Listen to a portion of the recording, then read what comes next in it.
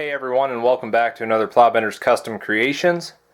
So I had someone, possibly a subscriber, asked me to show this particular build that I did, and I figured, well, go ahead and make a video of it.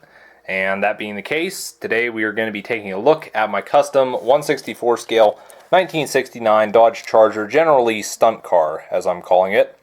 And this was a build that I did to look like a car that they would have used when they were filming the original Dukes of Hazzard series, and it would have been victim to several jump scenes until they eventually just junked the car altogether.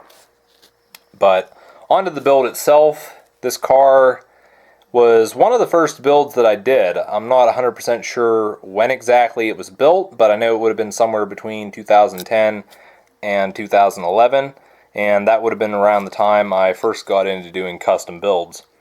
But the car is made from the General Lee. If we look at the bottom here, you can probably see right there at the top the company.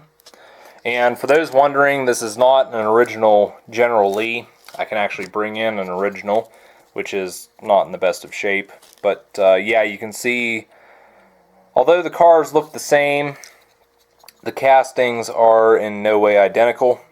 So yeah, just to clear that up so people don't think I cut apart an original General Lee to do this build.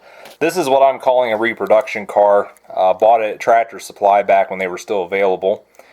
And the car spent the first, I'm going to say 2 to 3 years of its life in my collection as a display piece, until I ended up accidentally knocking it off the shelf. It fell on the concrete and got a couple chips in the paint. And I probably could have touched them up, but I figured it's probably easier just to go out and buy a new car. But then I had this one laying around, and it's like, what am I going to do with this? And I got to thinking, you know, this would make a nice piece for my junkyard. I could smash it and dirty it up and make it look like it would have been a stunt car that Warner Brothers used when they were filming the Dukes of Hazzard series. And I like that idea, so I went with it. And trying to think here, probably the first thing I would have done was, being that I had these paint chips here, I decided to go ahead and smash down this side of the roof. And to do that, just took a hammer, carefully hit it, and you can see how this side of the roof is lower than this side. And I thought that worked out pretty good. And for those that, you know, want to try this sort of thing, you can't just take a car and hit it with a hammer a couple times. There you go, you got a wrecked car. You kind of got to be selective on where you apply damage, how much damage you apply, the way you apply it. It's sort of an art form. But yeah, once I had that done there, I wanted to apply some damage to the front. And I wanted the car to look like maybe it came down, landed wrong, and basically smashed up the front end. And to apply damage to the front, the first thing I wanted to do was take the hood off. And normally when I want to remove panels from cars, I'll use a Dremel tool with a cutoff disc. The only problem with the cutoff disc is it tends to remove a lot of material, and I normally don't worry about that if I'm not trying to salvage the parts, but in this case I wanted to keep the hood. So I went to another method that I use, which is using an X-Acto knife, and I'll just score along the panel line how many times until the part eventually comes off. But you tend to go through a couple blades, but the results speak for themselves. So once the hood was off, I set that aside, and then I started working on the driver's side fender here, smashing it up. Hit it with a hammer, put it in a vise, bent it a little bit, and this was the final result. And as for the bumper here, I just took a lighter and carefully heated it up and melted the plastic and then bent it into shape. And I also noticed I cut the grill off the car as well.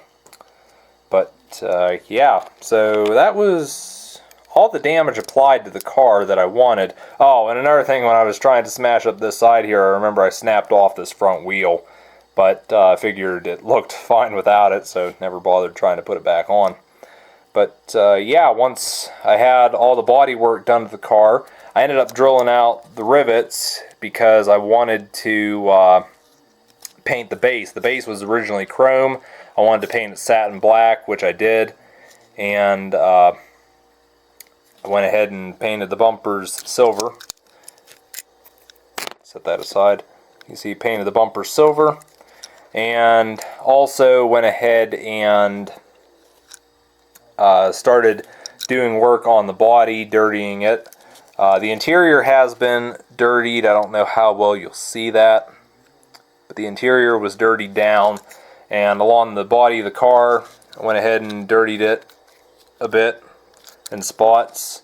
One thing I'm not seeing on here really is rust. I didn't really apply rust detail. Now I did to these areas here because it was just the bare metal from where it was chipped, but yeah, other than that I don't really see any rust on this. And I guess just for give it a more interesting look, I painted the passenger side front fender like a hunter green and dirtied it down. So yeah, there was that. And being the car didn't have a motor originally, I went ahead and robbed this one out of a, I think it was a Johnny Lightning Ford F-150. And I mean, your guys that know these cars would say that's the wrong motor, but you know, well. And I do remember also had to cut the mounting post off of the hood here. So yeah, that was another change I made. And I'm also seeing here, probably the last detail, is the windows are dusted and dirty. Can't see through them too well. But yeah, so that is about it for that car. I can see here this is a different wheel. But speaking of the wheels, did have a guy told me there should have put some better wheels on this, but I mean, personally, I'm fine with this. It's just a junkyard piece anyways. And I know there's some guys saying, oh, you know, you should have gone out and like got the Johnny Lightning generally. Would have looked a lot better. Yes, I could have done that, but you know, this is the one I had on hand, and you know, decided to use this one. So yeah, that's going to conclude this Plowbender's Custom Creations video. And real quick, I just want to tell you guys, if you haven't already, swing by the YouTuber baremetalHW's channel. I'm a big fan of his. I really enjoy watching his videos, and recently he's been having trouble with YouTube's algorithm, and he'd really appreciate the support. So if you can, head over to his channel, check out his videos, maybe subscribe to him, like his videos, share them, etc. You know, he's a great guy, and I want to try to help him out if I can. And I'll go ahead and leave links to his channel on the video so you can check him out and what have you. But yeah, that's going to do it for this Plowbender's Custom Creations video. Take care, everyone, and I'll see you in the next one.